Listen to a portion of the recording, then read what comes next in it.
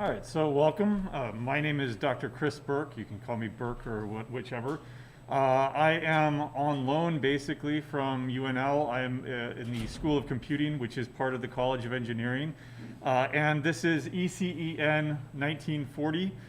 It's not on the regular catalog, but it's it will be eventually likely. And this will likely be the course that the first introductory course offered this fall. I don't know, that's a possibility. But in any case, it's serving you guys as an introduction to the C programming language. So today we're going to give a course overview and I'll try to get you started. But basically it's a computer science 1 course in the context of C. All right? So are you in the right class? Again, it's a kind of an experimental offering of this course. This course has been offered at the UNL campus for the last 4 years. Every fall, I've done it for the last 4 years, so this is my 5th time doing it or so. It's polished. It's likely to be the fall CS1 course for CE majors at UNO going forward, maybe. Whether or not I'm the instructor for that, I have no idea. It's okay, so from that perspective, it's okay if you've taken a course from IS&T or something like that, you've already got some programming background, and you're just here to learn some C. It's okay if you don't have any prior experience whatsoever. That's all right too, because we're not going to assume any of that prior knowledge. Don't take it for granted if you do have a lot of prior knowledge. Don't take it as a huge unbearable challenge if you don't. I will say that while we're going on here, we are live streaming every single lecture. I am on YouTube right now, so if you are online or if you're in the classroom in person, feel free to use the YouTube chat. Feel free to use the Piazza chat. Make sure that you're accepting that invite that I sent out now a week ago or so. I can resend that again, but make sure that you're on that because there is a live Q&A thread going on right there. If you have any questions, if you're in the in-person section here, go ahead and raise your hand. That's fine. I'll repeat it for the benefit of those that are watching online, the live stream. Otherwise, if you don't feel comfortable raising your hand, that's fine too. Just go ahead and post and I'll see it right here. All right, so hopefully you are in the right class. I am your instructor. Again, I've been teaching for over 10 years at UNL now, Dr. Chris Burke. And you can read more about me on the Canvas page. I won't waste too much time though going into personal stuff, my interests and stuff like that. Don't worry about that. Otherwise, there are several learning assistants. There's 1 graduate teaching assistant, and then we have 4 of your senior fellows, undergraduates, that are here to help you in your lab and hack session on Fridays, as well as holding about a dozen office hours, help hours every week. Those help hours are in PKI 350. They're throughout the week. We'll go ahead and let's just go ahead and take a look at that page immediately there. Well, I should have opened it up in a new tab there. There we go. So you'll see here, there's the schedule. Monday, Tuesday, Wednesday, and Friday. Noticeably absent is Thursday. But otherwise, every single day you can find a time to get help from one of those undergraduate learning assistants or from Adarsha. Travis Bond, Jacob McGuire, Nathan Meyer, and Trevor Thomas are your other learning assistants. So if you want to get to know them, read all about their bio, read about my bio if you're interested. Otherwise, those in-person sessions are, again, located in PKI 350.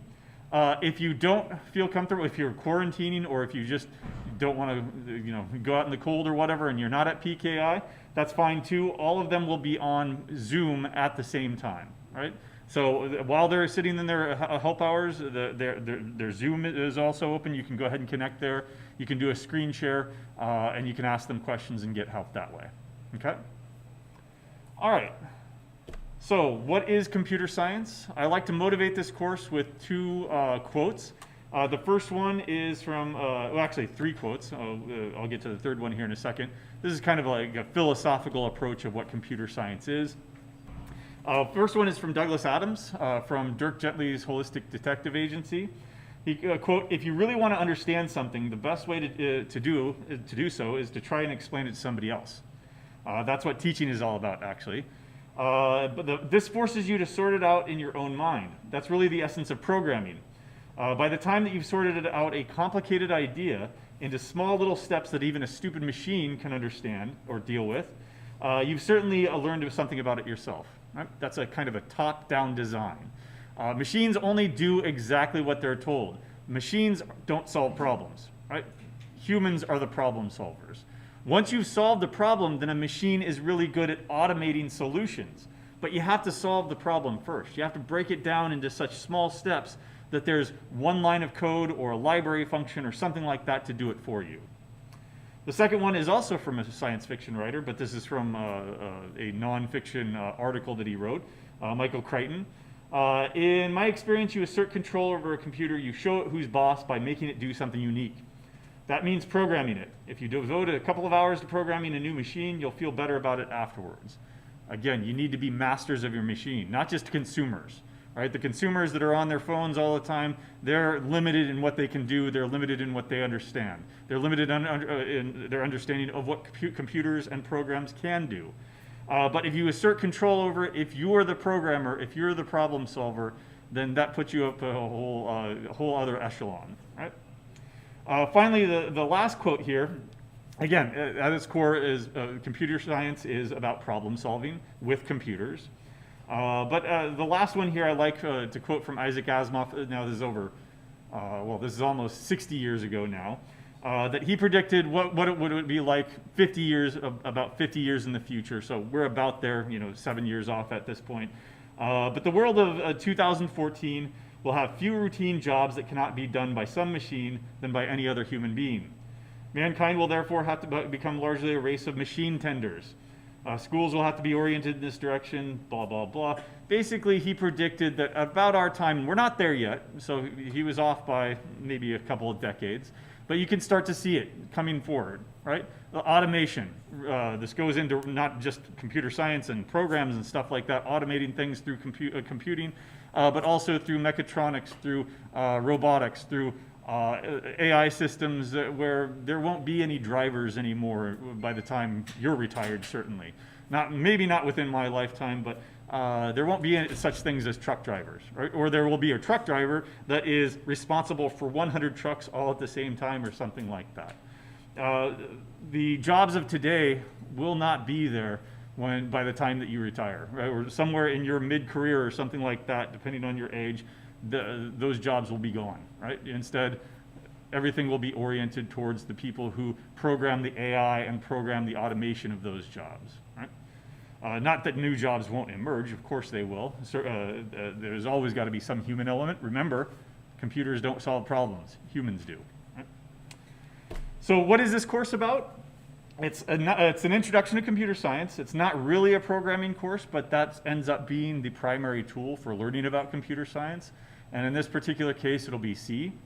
It's a tool that we use to automate solutions. Once you've automated a solution, you've solved the problem, right? And so that process of refining a solution, of testing and trying to break your solution, that all involves, of course, programming, but that's problem solving at its core.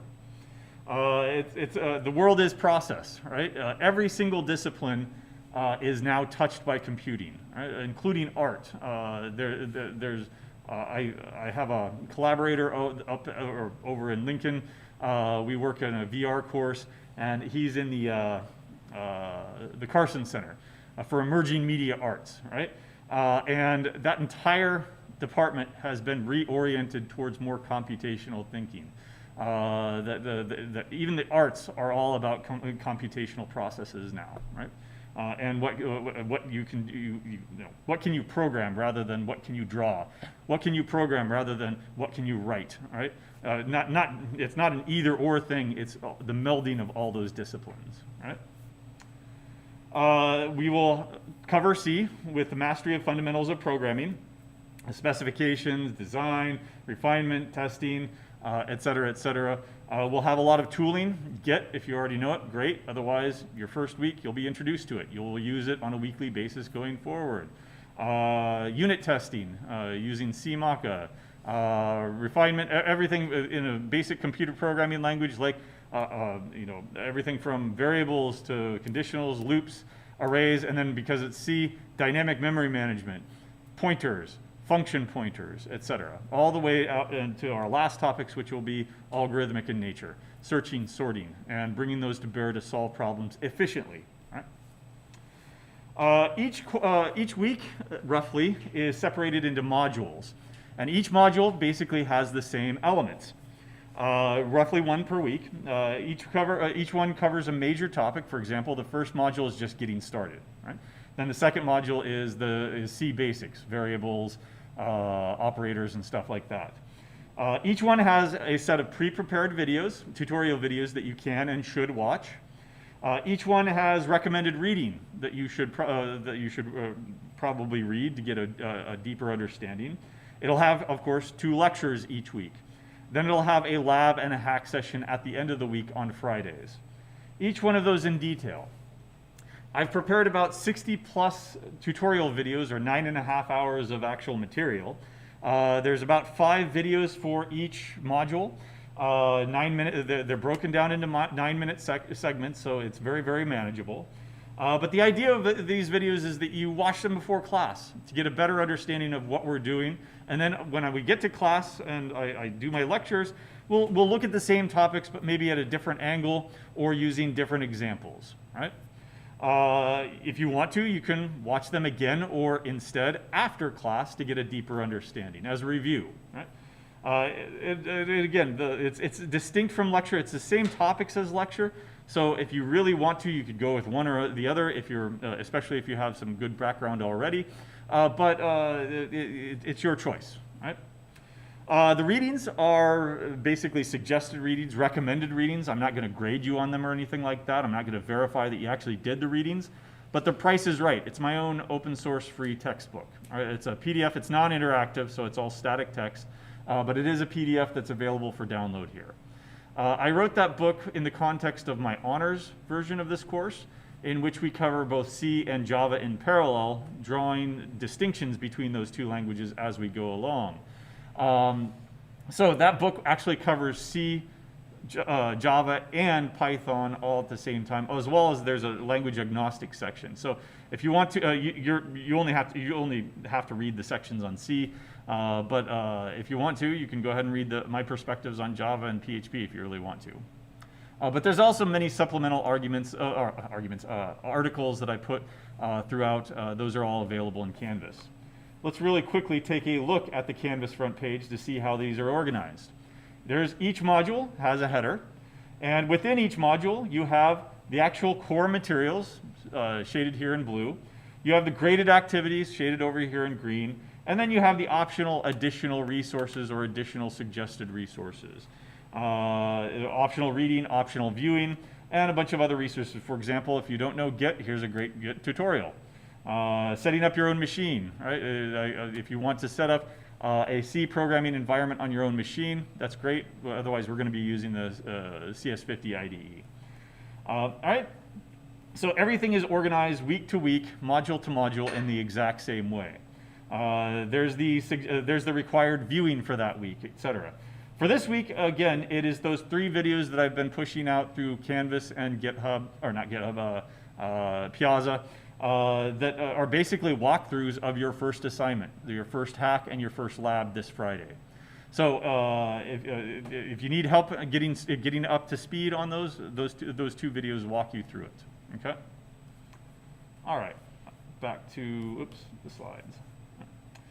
By the way, this is the only time that you'll see me use slides. Instead, all the lectures will be coded. They'll be coded in Markdown. The notes that I'm writing as we go along will be pushed out to GitHub, and you can access those on your own. Right? That doesn't mean that you shouldn't be taking notes.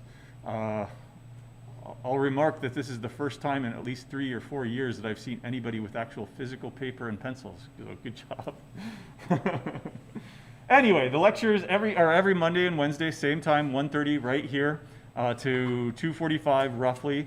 They're all live streamed via YouTube. They're coded. They're in Markdown. Again, I still recommend that you take your own notes. If that's traditional pen and paper, great. If you're transcribing something as we go along, that's also fine. Limit distractions, right? There's plenty of research out there saying that simply just being there is not enough. being engaged with the lecture, taking your own notes, simply just regurgitating something out on a piece of paper or typing it out is enough to help with your retention and your understanding. Right? All right. Those labs and hacks each week, that's where your grade is. 70% of your grade is based on those things. Right? There are 13 weekly sessions, all on Fridays. The breakdown is that the lab portion is worth 15 points. The hack portion is worth 25 points, so obviously it's more work, it's more involved, it's more important. And the attendance is worth 10 points. We're going to talk about each one of these individually here. So in other words, each one is worth about 50 points. 50 points times 13, you do the math. That comes out to about 70% of your grade, okay? The lab is peer programming. So when you go to your lab, if you choose to go in person, then you'll be teamed up with somebody. If you want to work alone, that's okay, but they're really going to try to team you up with at least one other person. If you want to work in a group of 3, that's fine. Group of 4, 5, that gets less and less fine as you get larger and larger because that is a diffusion of responsibility. I really question whether or not a group of 3 is really doing an equal amount of work. Whereas with 2 people, going back and forth, it's good. It's a good idea to bounce ideas off of each other. It's a good idea to have that second pair of eyes. Oh, no, that's wrong for this reason. Or, you know what he said in lecture, it was like this, and said, oh yeah, now I remember, right? That kind of teamwork, that kind of collaboration, awesome, great. But when you get into, 3 is a crowd, 4 is definitely way too big, then you start to question whether or not somebody, like 2 people are doing all the work and 1 is just a mooch. 1 person is controlling, even though the other 2 are trying to put in an effort. 1 person does all the work and says, okay, I'm done, goodbye, right? So, but with a 2-person dynamic, it's much easier not to fall into those pit traps, okay? One of you is the driver and one of you is the navigator. This is classic peer programming, where 1 person is responsible for the handout and they're the navigator. This is what we need to do. This is where we are. This is where we need to go. And the other person is actually coding, right? Now, that's the suggested way of doing it. If you have another way that works, fine. If you want to work alone, that's fine too. But the driver and the navigator is the classic setup for peer programming kind of back and forth. Right? Both of you are responsible for communicating back and forth and for submitting ideas to each other, bouncing ideas off of each other, and more importantly, listening to the other ideas that the other person has, right? Don't make it a one-way street of either one of you, right? It's graded based on completion. So what you're going to do is, if you'll have some code, right? You'll submit these files to the web hand-in. You'll look at the web grader. You'll hit grade me. There will be an expected output and your output. Does it match? Yes, great. Then you got 100% for that lab. Your figure is off. Okay, fine. Go back, fix it, resubmit it, regrade it. Do that as many times as you want for every single assignment for this course. Labs, hacks, the project eventually we'll talk about, and any exams that you have. Right? So you can submit, resubmit, go back, revise, fix, debug, do whatever you need to do as many times as you want up until that due date. You complete a code, you typically, and maybe even a worksheet on some of the labs. Some of the labs don't have worksheets. Some of them are just based purely on correctness. Right? If you go through the first 2 videos, and this Friday you'll go through this process. That's the whole point of this first lab and hack, to walk you through the process. All you're doing is a Hello World program for the first stuff. Right? The hacks, you may work in pairs, but no other collaboration. If you work in pairs, you may work alone, of course, if you really want to, but definitely no groups of 3 or more. That's forbidden, right? If you do choose to pair up, what you'll need to do is you'll need to go into Canvas. Let me go into Canvas and go to People. And I'm not going to show it here because names will actually pop up if I do this. But you saw it really briefly. There was a tab that said Hack Pairs. I don't want to show anybody's name that's in this class because we are live streaming. But in any case, there's a tab that says Hack Pairs. All you need to do is pair up by choosing, you talk to your friend Joe. Joe, I'm in pair number 5. Okay, Joe joins pair number 5, and that's your pair, right? If you do choose to work in pairs, then that means you turn in 1 copy under the first name. So Joe Apple and Joe Banana, Joe Apple would submit it, right? And that's who we're going to grade under. You'll both share the exact same grade for that, right? So and when we eventually get to something to grade, you'll see that we're using CodePost, which I also sent out invites for. Make sure that you're accepting those at some point. But CodePost is this the website, the free website that allows the graders to go in and add line by line comments. And you missed 1 point on this because of bad indentation. You missed 5 points on this because it was incorrect and test case 5 didn't pass or whatever, right? All that feedback will be available in CodePost. But if you pair up, then there's only one set of feedback that you could both see at the same time. It's graded on style, documentation, design, and correctness. So whereas labs are simply graded based on correctness and completion, hacks are based on all 4 of those things. Of course, the correctness, that's about 16 out of the 25 points, so that's still the most important thing. But don't ignore style, documentation, and design. What do each one of those things mean? The rubric is available in Canvas, and each assignment has a more specific rubric on exactly what we're looking for. So make sure that you're paying attention to those, checking off each one. Yep, I did that. Yep, I did that. Yep, I did that, and you're good to go. Right? So the attendance. I am experimenting with an attendance policy. For the last 10 years, I have not had an attendance policy. Right? Everybody here is an adult, ostensibly. I would not put myself in that category. But in any case, everybody is responsible for showing up on their own. Right? If you are taking a class, paying for a class, engaged in a class that you're not showing up for, that's your choice. But it has been shown that people who show up do markedly better. Right? That even those who show up, do all the work. If they do all the work and show up, they're usually 1 letter grade above those who don't show up. Those people that don't do any work and don't show up at all, of course, they're down here anyway. But in any case, I decided to experiment with a policy here that gives you the agency and gives you the choice and responsibility and puts it back in your hands. If you choose to attend the weekly hack sessions, which are Fridays, what time? 9 to 11:30. Don't show up late. You don't leave early unless you've verified that everything is absolutely done. Talk to your TA. And that you make a full effort. In other words, you're not working on your calc homework or your DiffEQ homework or whatever else, your mechatronics work or whatever during that time. Then you will get the full 10 points, right? 100%. If you don't attend, or you show up late, or you leave early, or you just don't want to, or whatever, right? That's fine. As long as you earn at least a 75% on the remainder of the points, we'll give you those points for free. Why? Because you demonstrated that you can do the work without having to show up for the weekly hack session.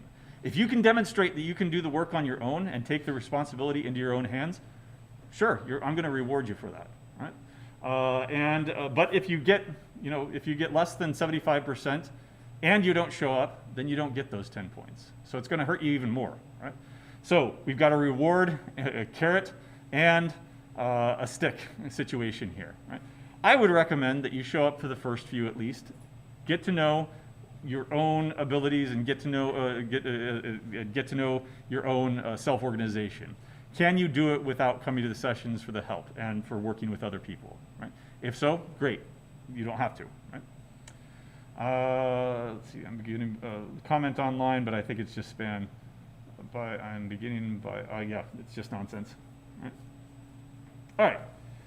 In addition to that, so that's only 70% of your grade, right? There's another 30% out there, and that's based on 2 items. One is a midterm that everybody will take. That's about 10% of your grade, 11% or so. It will be open book, open note, open computer. Why? Because it's an executable exam. You'll be doing programming exercises, writing full programs or completing incomplete programs, something like that.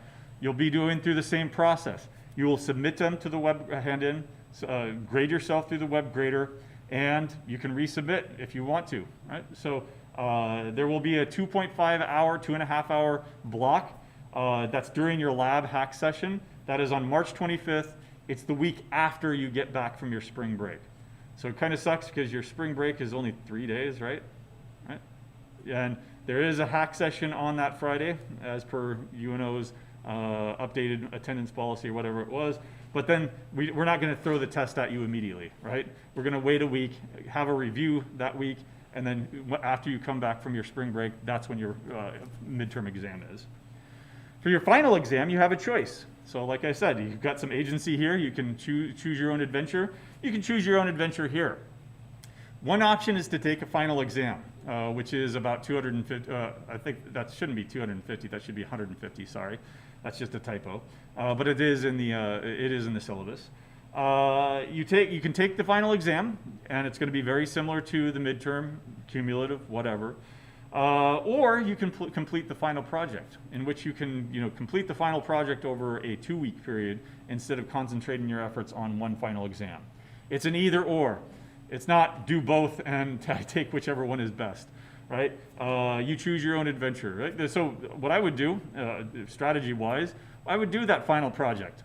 And if the final project due date is coming up, and oh wow, I've got 99% of this done, I'm good to go. I'll just go ahead and go with that, and I won't worry about taking the final, right? Whereas if you take the other strategy of I don't care about the final project, I'll just take my chances with the final exam, right? You might be rolling the dice there, right? So you've got some choices to make eventually 14 weeks from now. Okay. Understand what collaboration is. I've already touched on this a little bit. It's not mooching. Don't undermine your own learning experience by letting your partner do everything. Don't undermine the learning experience of your partner by you doing everything and letting them mooch, right? A collaboration should be an equal effort.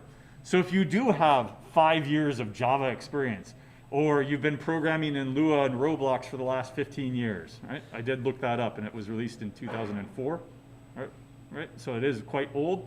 But anyway, if you've done that since you were in grade school, don't team up with somebody who's just been doing programming. They haven't done any programming, or they've only been doing programming for the last semester or two, right? Make sure that you are of a similar background, right? If you already know C, right? Well, first of all, you might not want to take this class if you already know C. I don't know, talk to your advisor. That's not, I have nothing to do with the advising for the department. But in any case, if you have lots of experience, make sure that you're teaming up with somebody with lots of experience. If you have zero experience, make sure that you're teaming up with somebody with zero experience. Okay? It's good to bounce ideas off of get that second pair of eyes. And it's also good to branch out and network. Don't just team up with whoever your friends are or who you've teamed up with in that math class and that diff-EQ class and that mechatronics class over and over and over again. I mean, it may be a good collaboration, but it's always good to network out and meet new people.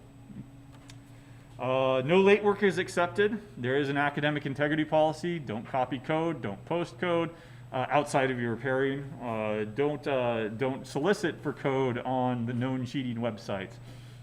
We will be using MOS on hacks and on exams. MOS is a measure of software similarity, plagiarism detection software, and it is pretty much foolproof. If you copy, and only change white space or only change variable names in an attempt to obfuscate it, it sees through that kind of stuff. It's very sophisticated. It builds an abstract syntax tree and then does a similarity measure on, well, this loop is basically this loop. It doesn't matter that they used a for loop and they used a while loop. The concept is the same, right? And don't worry, there is a human element there. It's not just we run it, and if you're above a certain point, threshold, we take you out or anything like that. It's just used as a tool to filter out the negatives. These people obviously didn't cheat together because there's only 5% similarity or something. We only look at the top, and then we start going through with a human eye saying, yeah, you could do a git diff on this, and there would be no difference except for the names, right? That one's obvious, right? That's an obvious land. And then we start looking at the other things. Well, yep, they just changed variable names. They changed an X to a Y for some reason, but that's it, right? So keep that in mind. There is a syllabus. The link was fixed very recently, but you should check it out. Pretty much everything that I've just talked about is in there. There's the course objectives. There's a weekly schedule, but that's in Canvas. Accessibility accommodations, standard UNO boilerplate there. There's the grading. Guess what? To make sure that it came out to a round number, I needed 15 extra points. So I'm giving you those 15 points. That's better than 1.5% of your grade. In other words, everybody in here right now is earning a 100% on this class. Keep it up and make sure that you're doing the work on a weekly basis, and you can maintain that 100% throughout the entire semester. I'll tell you right now that this last fall, I think that it was 200 people in the class, but I think 5 or 10% finished with better than 100% or better. Why? Because they started early, they utilized the resources that we gave them, they utilized help hours, they utilized the grader, fixed any issues, resubmitted as many times as they could until they got it right. But otherwise, there's the point distribution, there's the attendance policy. Again, there's the alternative attendance policy that if you choose not to come to your lab hack session, by the way, I'm not requiring any attendance in lecture at all, because that's an administrative burden that would steal 5-10 minutes from us every single day. No. Instead, they will be taking attendance in the lab hack session, and if you choose not to come, that's fine. You can still earn those 10 points back. Okay. Continuation of instruction, because I live stream everything, and everything is in a hybrid mode for me at least. Lecture will go on even if we do not have class due to weather. I don't foresee that happening. It's been a very extremely dry winter. What does the Farmer's Almanac say? Continue to be dry, I assume? Right. Anyway, it has not been a warm winter like it was last winter, but it's been dry. Right. Labs, hacks, midterm, final project, and final exam, your choice. There is the standard grade scale, right? So pluses and minuses. The grading policy, I am a grader along with the 4 other undergrads in this course. So we will randomly assign it for every single hack, but I'm the only grader for labs. All I do is run a script. Complete. That's it, right? If you don't complete everything, or you get the wrong numbers, or you get the wrong output, that's an incomplete, right? So that's really easy to script. But as far as the hacks go, because we do grade on style, documentation, and design, there has to be a human element there. And for that reason, we randomly assign grades using CodePost. You'll see it later on eventually. And whoever is your grader, you'll see it on there. If I'm your grader, come talk to me. If Trevor is your grader, then go talk to them, right? If you cannot get whatever the issue is, if you can't get it resolved, then you can come talk to me, right? But otherwise, make an effort to talk to your grader first. No late work is accepted. Any work that does not work in the web grader, we can't grade it, it's nothing, right? So it's got to at least compile, it's got to at least run. There might be some situations where it will run in one test case and then die on another. There is partial credit for that, but if it doesn't compile at all, there's 0 things that we can look at. Right? So make sure that it at least compiles. Academic integrity, communication, and getting help. The best way of getting help is Piazza. Here we are over here, right? Here's our live Q&A. Let's go to the live Q&A. Nobody has asked any questions yet on our live Q&A, but here we are. You can ask a question, how do you see, right? I'll answer that while you do whatever, and then then you resolve it, right? Otherwise, you can ask questions beyond the live Q&A session. Nobody has asked any questions online yet, but if you do, great. You can ask questions anonymously. You can ask questions so that you are anonymous to everyone else, but are identified to me and the other and the TAs. You can answer other students' questions if you want. Just don't post code, don't cheat, or anything like that. But if somebody asks, hey, where are the notes again? Go ahead. Feel free to post that URL or do their work for them. Go up to the search bar, search where are the notes, and then go ahead and just link it to them, right? Or feel free to have discussions back and forth too on that if you want. Usually in the fall semesters, somebody will take it upon themselves to establish some sort of unofficial Discord, and I'm cool with that. Just go ahead and post it in Piazza. Whoever wants to be the Discord admin for that kind of stuff, go ahead. But this is going to be your official avenue for help. Right? I won't post in the Discord, but if you want to use it for more of a social kind of gathering, that's fine. Right. All right, any questions so far? Yeah, over there. Would both citizens invite, like, now if you go to Piazza, the welcome, there should, well, no, it should have gone to your, whatever email is associated with your Canvas.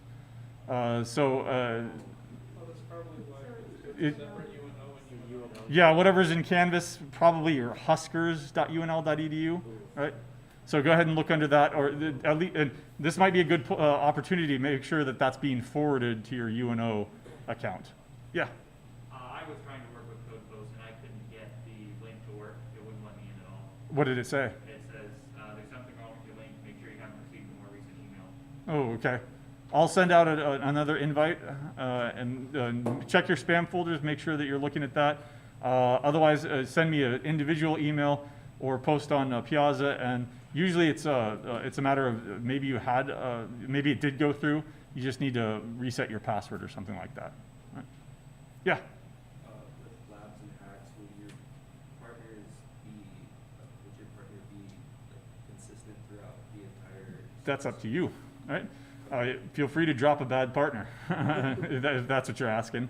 If the partner drops the course, then sure, you have to find a new partner or choose to work alone. If you want to, like, no, I'm not going to be able to do anything this week. I'm going to be off campus or whatever, and I need to work alone. You need to work alone. Fine. Then we'll go ahead and repartner up for the next one or something like that. That's fine too. All right. Again, the resources available to you: Canvas, Piazza, the hand-in, the grader, the learning assistance, and of course the office hours, help hours. That's located in PKI 350 on the third floor, right? And Zoom if you don't want to come in person. Again, how do you succeed in this course? Don't make any assumptions, right? We start with zero knowledge, so you should start with zero assumptions. Even if you have, again, those 10 years of Lua Roblox experience, C is a completely different beast. The reason I like starting with C in a curriculum is because it is a beast, all right?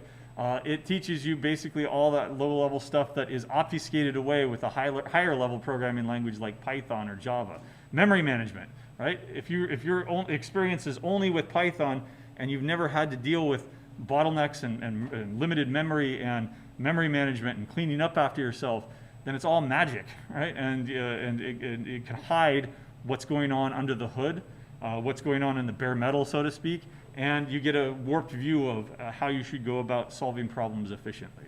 Right? Anyway, everybody may struggle. You might find this course a breeze, I don't know. But everybody can succeed in this course, all right? And plenty of people do. So to get started, again, watch videos 1.1 and 1.2. I walk you through the entire process. You're going to want to claim your CSE account. This is for servers at UNL. So unfortunately, it's yet another account. Watch those videos and get started on the CS50 IDE. This is not a UNL or a UNO IDE. But if you go to ide.cs50.io, what we are doing is we're mooching off of Harvard right now. Right? So if you have a GitHub account, anybody not have a GitHub account? I was not able to log in and get one. At all?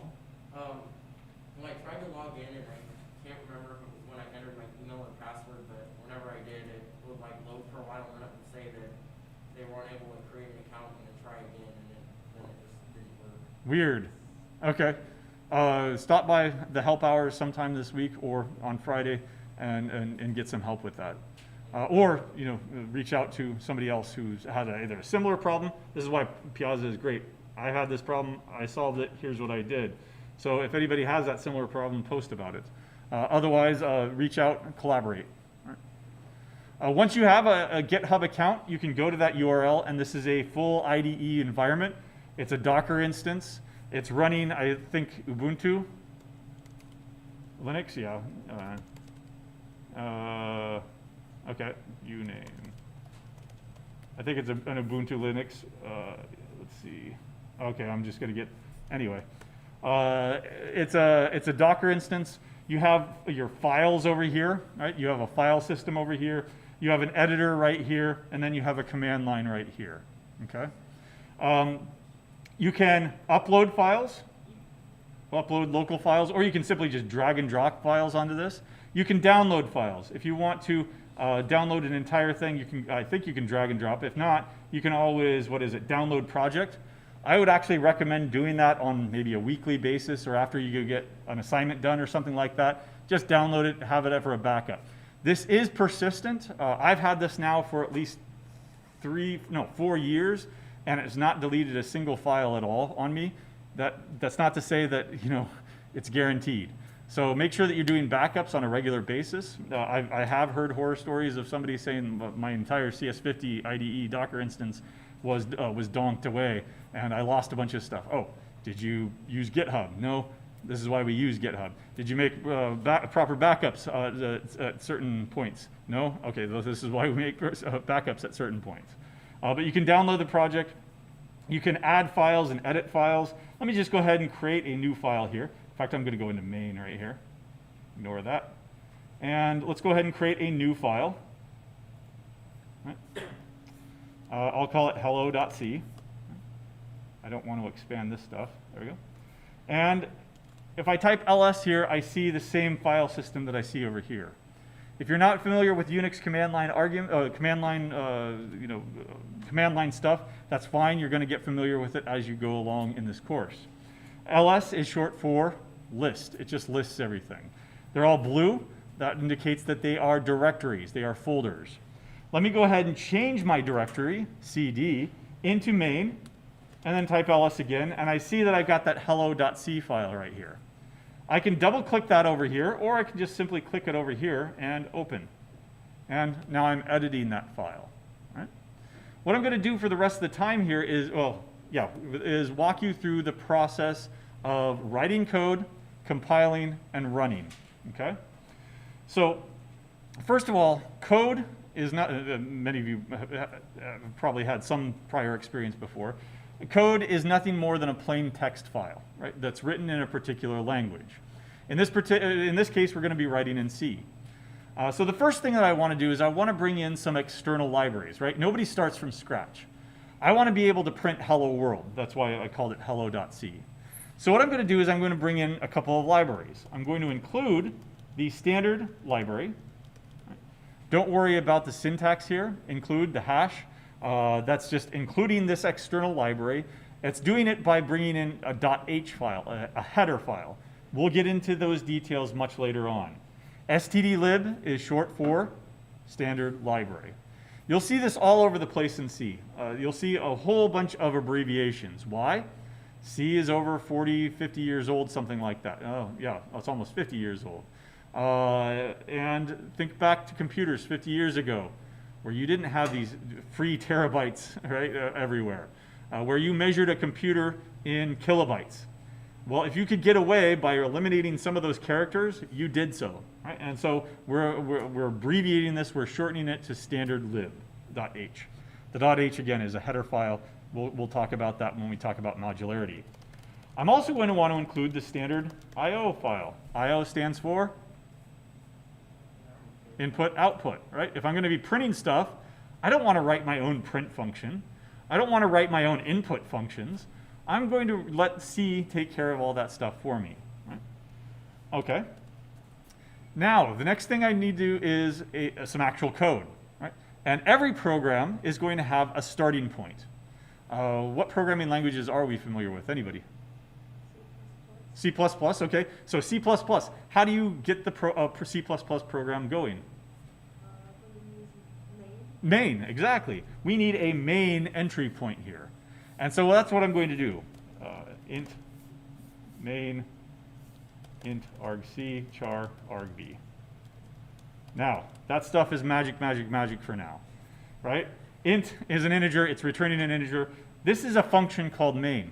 When I compile this into an executable program, a program's got to have a starting point. Where do you start? You always start at the main. These are command line arguments. Argc, arg, argument, c for count, the number of arguments you've been given, and argv stands for argument vector, the actual arguments that you've been given. We'll get into command line arguments later on, just don't worry about that for now. Right? Now what I want to do is I want to print hello world. So printf. We don't have C out. That's a C++ only thing. Our only output functionality is going to be through printf, this function called printf. Print, it's going to print to the standard output, in other words, the console at the bottom. F is going to print in a formatted manner. We'll talk about formatting later on. For now, though, I just want to print hello world and the line. Right? Is that a backslash or a forward slash? Backslash, why? Because if you stand facing the way that you read, left to right, are you leaning forward, or are you leaning backwards, or are you leaning forwards? Right? That's a way of remembering which one's the backslash and the forward slash. This is a backslash n. Backslash n is a control character that sends you to the next line. Right? You might have also been familiar with R, N. What's the difference? It goes back to typewriters. You have the typewriter here, right? You're typing, and the drum goes ding, ding, ding, ding, ding, ding, and then ding, and it reaches the end. You push it back. When you push it back, it not only goes to the next line, but it goes all the way to the beginning of the first column. The other one is where you just simply turn the drum. So if you're in the middle of a page, you can turn the drum and go down to the next line. That's called the carriage return. This is a new line. It's like taking that typewriter and pushing it all the way to the beginning, and now you're back at the start. Right? So /n. Other nice control characters that you might think about are \T for tab characters. If you want a space, what did I do here? You just typed a space. This is a string, and strings are denoted with double quotes. Anything you put inside of there is treated as the sequence of characters. If I print hello world, or if I print goodbye world, right? Then it will just simply print that. Hello. There we go. So since I'm surrounding it with double quotes, what if I wanted to print a double quote? How would I go about doing that? With a backslash and then a double quote. Okay? Don't think about single quotes if you're coming from a Python background or a JavaScript or some other language background. Single quotes, as you can see here, the syntax highlighting fails. Single quotes are for single characters. Double quotes are for strings. So this is the only correct way of doing it. Right? Oh, if you wanted to print a backslash, good question. Backslash, backslash. Right? What if you wanted to print two backslashes? Backslash, backslash. And now that'll print as two backslashes so that you can use it in a regular expression, and you'll have to have as many backslashes as you need. Don't worry about it. Right? All right, and I'm going to return 0. Right? Just as every program has a starting point, every program has an ending point. I'm printing hello world, and then I'm ending it by returning 0. This is a function, and it returns an integer. We're returning 0 here. Later on, when we get into error handling and error control, we're going to find out that 0 means, was there an error? No, 0. There were 0 errors. Or 1, it means that there was an error of type 1. There was an error of type 2. There was an error of type 3. Right? What are those types? That's entirely up to you and how you design your program. Right? But for this, the convention is 0 is no error. Okay? Pretty good program. But what does it do? You tell me. It prints to the hello world to the console. Right? Now, that's easy to see because it's only one line program. If this was a much more complex program, like 300 lines of code or something, what does this program do? Start reading. 1, 2, 3, 4 lines of code. Okay, I understand that part. I don't understand this part, so I'll move on. Okay, I understand that part. And now read the second part again, and I understand that, right? Is that the way you want to go about doing it? No. You want some human-readable message telling the world what the purpose of this program is for. And that's where documentation comes in. Documentation is not code. It is intended for other human consumption. This is what my program does. This is what my function does. This is what this piece of code does, etc. Right? Documenting something is your not just a message to other people that might be maintaining your code, but it's also a message to yourself. Because if you write a piece of code, you come back 6 months later, and you're looking at this, and you're like, what the hell was I thinking? What the hell was I writing 6 months ago, right? Well, if you had documented it, you wouldn't have to go line by line to figure out what you were doing. Instead, you'd have your documentation to read, oh yeah, that's what the purpose of this is. What are the assumptions about this function? What are the outputs of this function? What are the inputs supposed to be in this function?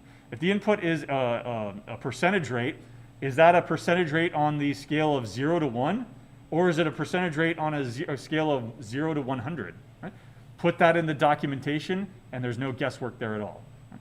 So I'm just going to write this really quick. Author, me. Right? Date, 2022, 01, 24. The only proper date format that there is. ISO 1806, right? We have standards for a reason. They're standards, they're good standards, right? If you're writing it European way with day, month, year, or if you're writing it the convoluted American way of whatever the other transpose of the day and the month is, you're doing it wrong. Why? Because this is lexicographic. The most significant, the year, month, day, if you were to sort it based on the string alone, then this lexicographic way of doing it would get you that. If you had a different formatting, then that means that you'd have to break down those 3 tokens, those 3 items, and then sort based on first year, then the month, then the day. Right? But if you use this, it's absolutely unambiguous, absolutely clear. Right? So just get into that habit. You can always tell a computer scientist if they use the 86 or if they use the 1806. I think it's the 1806 standard, ISO 1806 time standard, right? 1806, yeah, I think it is. ISO is the time standard, maybe I'm wrong, it's just a different standard. 8601, there it is. The ISO 8601 time standard. So there you go, right? Get into those good habits. All right, so what is the purpose of this program? This simply prints hello world to the standard output. Right? In this case, the description is longer than the actual program. Right?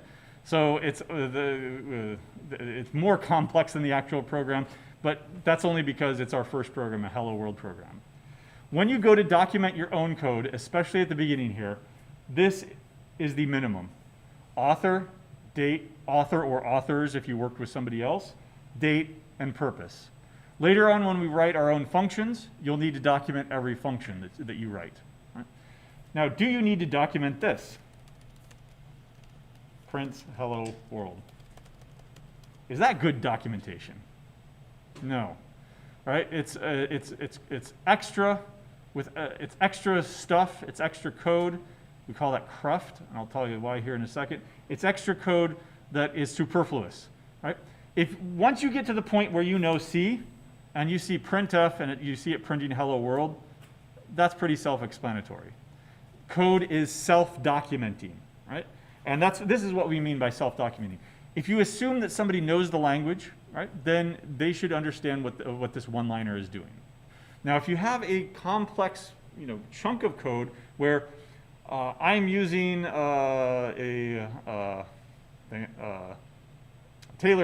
I'm using the first order Taylor series to compute the square root. Here's how it works. And by the way, here's the link to the Wikipedia article. And here's why I used it, because it has this convolution or this convergence property that I need or whatever. That kind of stuff, yeah, that's good documentation. It justifies why you're using this weird algorithm in this chunk of code right here. Although arguably that should probably be in a function, and then you would take that documentation and you'd put it onto the function anyway. Generally, don't have superfluous documentation like I wrote, right? Don't have that, right? Get rid of it. It's cruft. Cruft is clutter. Extra stuff that is non-functional, that doesn't belong there, that shouldn't be there, right? If you leave garbage in your room, that's cruft, right? It comes from either Yale or Harvard. Anybody know? Cruft Hall. Anyway, it was a term that there was this building that was disused, and there were no classes held in it or anything like that. And so you had a broken projector, or you had an obsolete piece of technology. What did you do with it? You threw it into Cruft Hall, right? Instead of throwing it away like you should have, you throw it into Cruft Hall. Eventually, it filled up with garbage, and it became to be known as cruft, right? Unwanted junk. Well, if it's unwanted junk, just delete it, get rid of it. If you have a debugging statement here, like you say printf debug, a value is blah, blah, blah. If you've got that stuff and then, oh, okay, well, I debugged it and it works, get rid of it, right? Don't just leave it in there uncommented, right? Get rid of it. That's bad design, okay? There's our first program complete and ready to go, okay? So let me go ahead and show you a demonstration here. I'm going to jump all the way to the end at first just to show you how it works. GCC is GNU's compiler. Right? It can be used to compile dozens of different languages. We'll be using it to compile C. So GCC hello.c. Right? There were no syntax errors. There were no, there might be logic errors, but in such a simple program, likely not. But there were no syntax errors, so it successfully compiled. How do you know? It didn't say anything. In Unix, silence is golden. Right? If there are no error messages, it only says something when something went wrong. Right? So for example, I misspelled print F. I left the F. When I go GCC, it tells me that there's this problem here. Right? And in fact, it tries to highlight the problem. Did you mean print F? Well, yes, I did. Thank you for helping me out there. Print F. Right? You can clear the console by either, on a Mac, it's going to be Command K. On Windows, it'll probably be Alt K. I'm not sure. But you can clear that out. And you can press up and down so that you can go to previous commands without having to retype them. You can type partial commands, HE, and then tab over to complete that so I don't have to type ELLO, .c. Right? Good to go. If I type ls now, you'll see that this brand new file has been created. It's green, indicating that this is an executable file that can actually be run now. Let me go ahead and run it. /a.out. Now, it's kind of a terrible website now, but it used to be the de facto website for techies. Anybody ever heard of the website /. No? All right, well, it's the opposite of /, right? So a.out, hello world. Right? I'm running that program now. If I go back and change things, like goodbye world, and I run that program again, what's going to happen? Same thing, right? Why? Because I didn't recompile it. Right? If you're familiar with, say, Python or JavaScript or PHP or scripting languages, you make a change to the file. You don't compile it. You just run it. It's interpreted. But C is a compiled language. You take the C source, you compile it on one machine. It's good for that machine only. You take that executable, this a.out file, and you move it over to Windows, it ain't going to work. You move it over to Mac, and it ain't going to work. I'm actually on an Ubuntu Linux Docker instance right here. Right? So this is compiled for, in fact, I can ask it, what is that file? A.out. It's an ELF 64-bit LSB shared object, blah, blah, blah, dynamically linked for that operating system. Right? It is not for Windows. It is not for Mac or whatever. I could probably take this program in its pure source code form, move it over to my computer, and as long as I had a compiler for that computer, I could compile it and get the same results. You can't take that executable, though, and move it around and expect it to work. Okay? All right. Questions so far?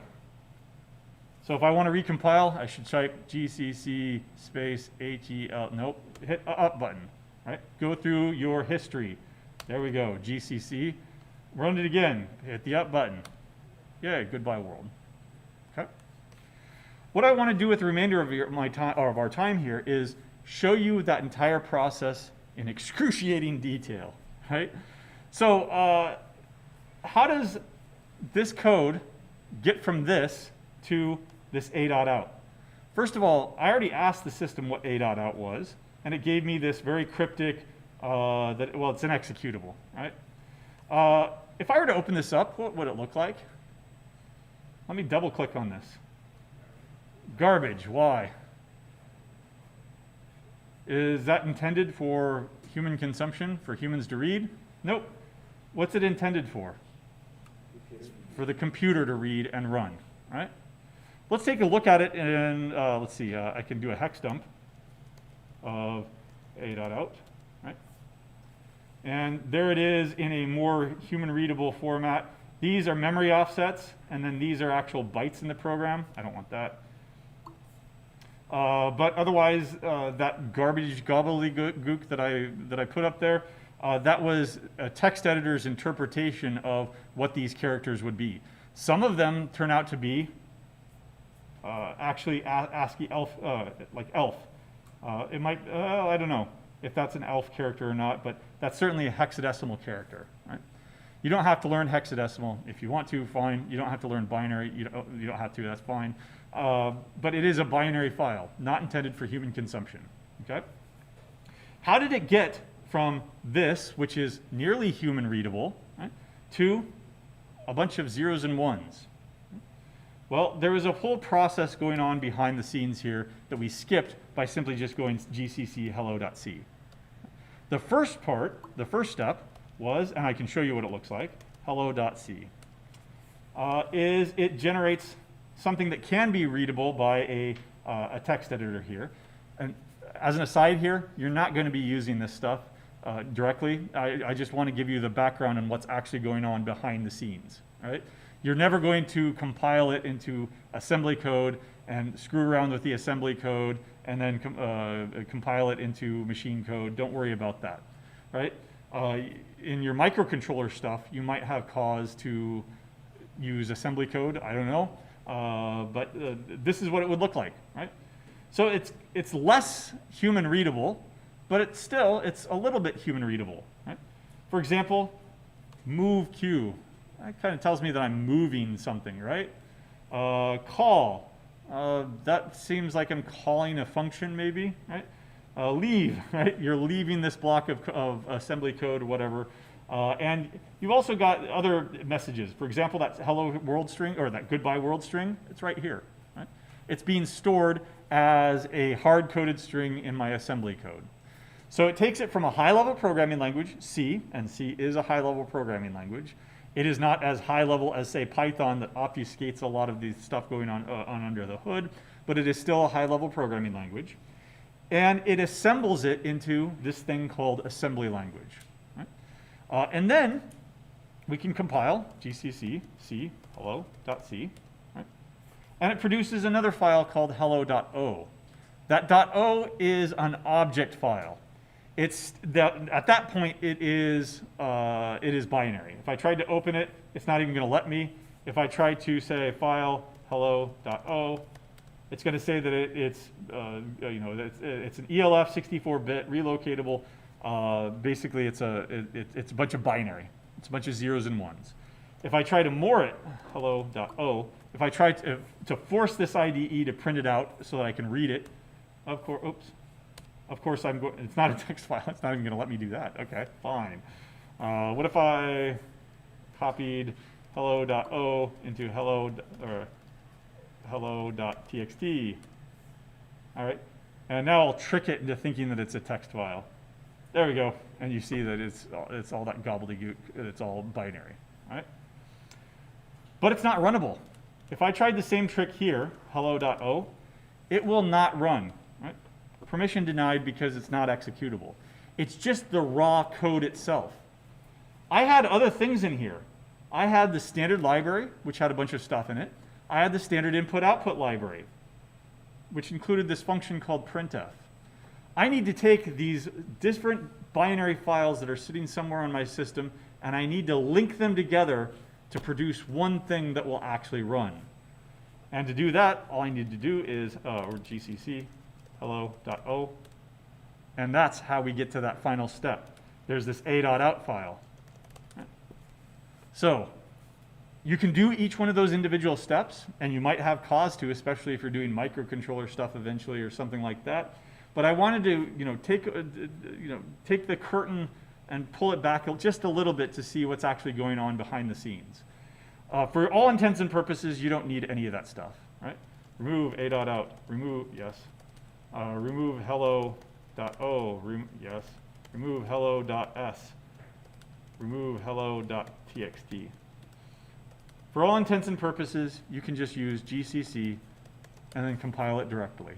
It does each one of those steps, but all at once. Right? It does it for you. Questions so far? No? Okay. All right.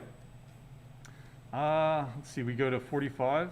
So just to review what we just did.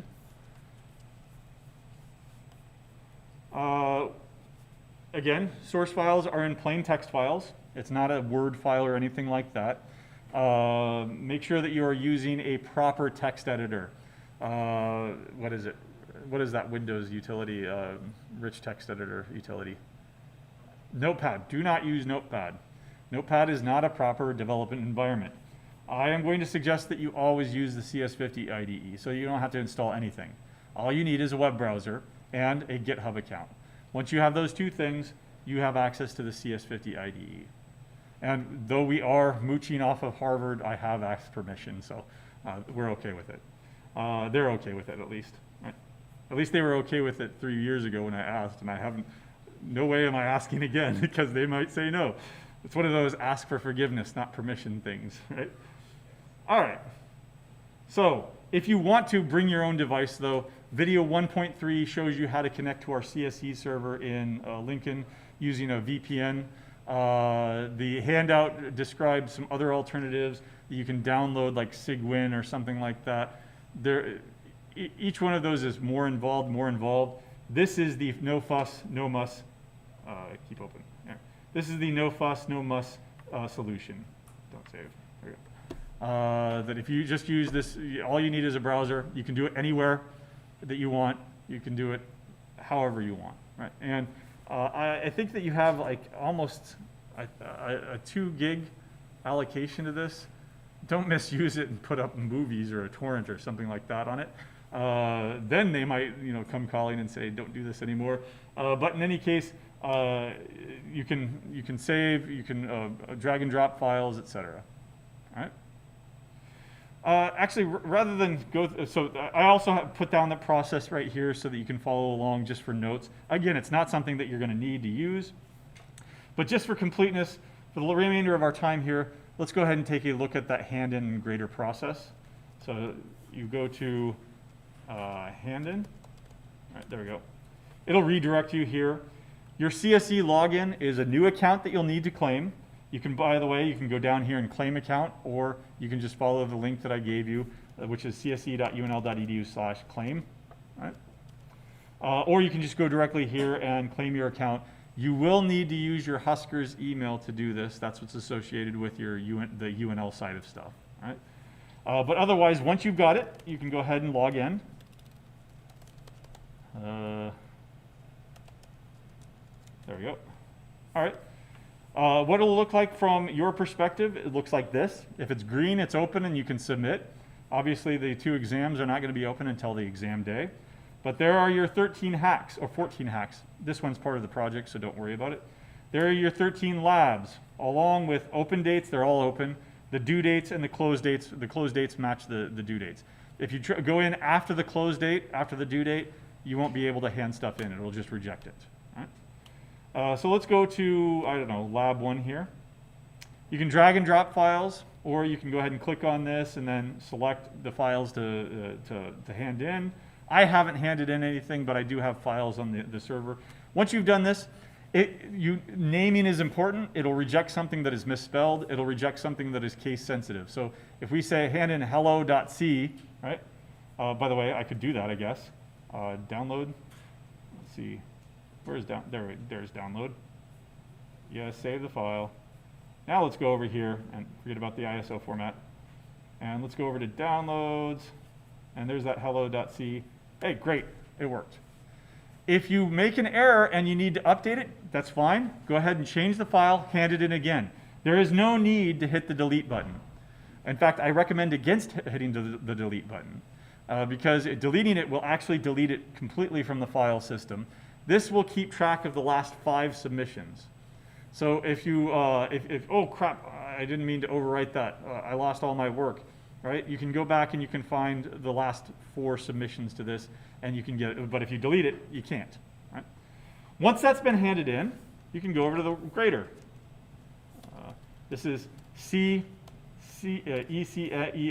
1940, right? It's a mouthful. And then you want to go to grade. Right? And this is what it looks like from a student perspective.